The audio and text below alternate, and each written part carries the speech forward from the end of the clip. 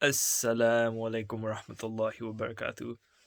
Hey guys, in this video, I'm going to be telling you how to get married in Islam, actually, how to go about doing it. So, this is a thing that most people don't know. Like, oh, isn't there like dating in Islam? And how do you go about finding a spouse? And then I'm like, I had some background knowledge, but I was like, how do we do this? So, I actually wrote it down. I broke it down to a framework that will make it easier for a person to do so. So over here you can see my little drawing. So the first thing you need to do is find the candidate. So in Islam, there's no dating or like going out with the person alone, that kind of stuff. No intimacy with the person that you're gonna be with. So what you really start off with is you're single and you need to find someone, right? So you can look in different lead pools. You can look at family connections, which are more like would be like an arranged marriage, um, like matchmaking, friends like, oh yeah, I know this person, whatever, school, work, a lot of people that's how they get married, online or apps, or even just announce in the community like your masjid, just be like, yeah, and respectfully let them know that you're interested in them. Something very interesting is the Islamic perspective doesn't allow dating because in a way it's kind of like a halo effect, right? You're just seeing the person. um they might be putting on a front, or you might, it's the first time you see them, um and it's this infatuation that you might find yourself in, um like guys and girls, like that's how you kind of catch feelings, right? You get infatuated, you kind of obsess over a person.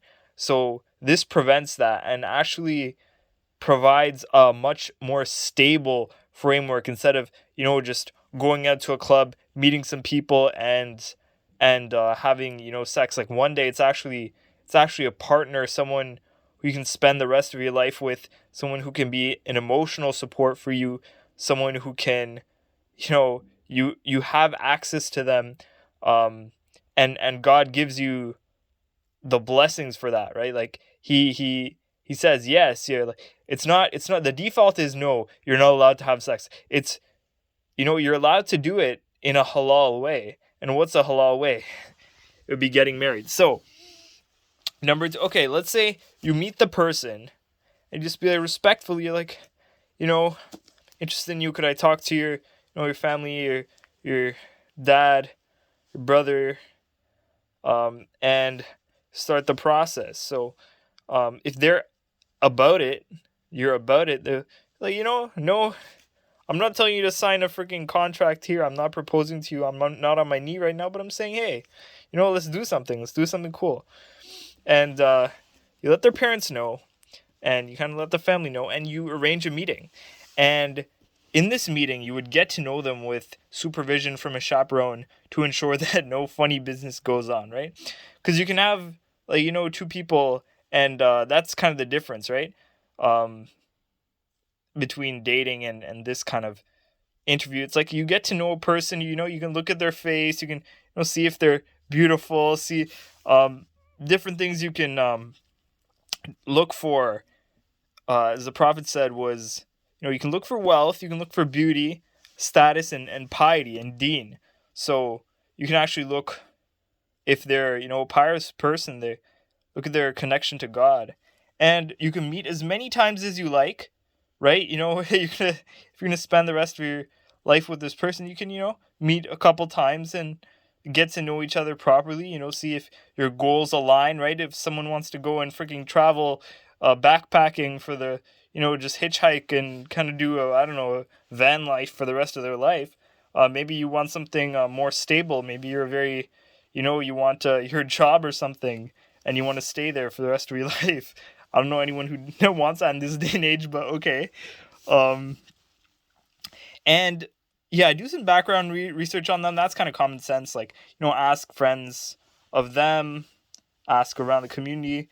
And so once you've bypassed, so each stage, you need like confirmation, right? From this person, you need confirmation from the girl, and let them, and then here again you need to, run her by your standards.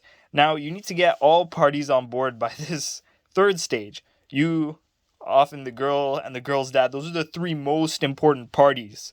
Of course your parents, her mother, um and things like that, but these are the three main parties. And understand this is a bond between families, right? It's not just between a man and a woman. It's between the two families as well, right? You're connecting two families, and that's very important. You need to understand, right? You can't just throw away, your whole relationship with your parents. That's a very Western thing. Like, everybody's individual, separated, um, but they raised you, and whether you like it or not, Freud says, like, you have a connection to your parents, a lot of trauma, a lot of good times. You learned everything from them. They gave you values, um, everything.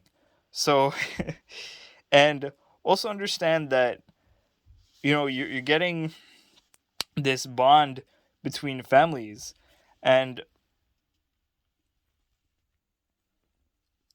so once you've accomplished all of that, you're kind of set. You're ready to make this investment with the person for the rest of their life in your life, and you take that investment and you make a final. So you actually have the nikah, the wedding, and then you're married. Congratulations. So that's kind of how relationships between men and women start in Islam. Start from the beginning, came to the end. I don't think a lot of people are talking about this, and I think it's very important that people understand this. So thank you for listening. By the way, I'm just a disclaimer, I'm just a guy. I'm no expert in this, so talk to an imam, or um and look, do like your own research as well. But I think this is a very well encompassing. I didn't go into details, but I kind of laid out the framework to proceed through this. So happy marriage.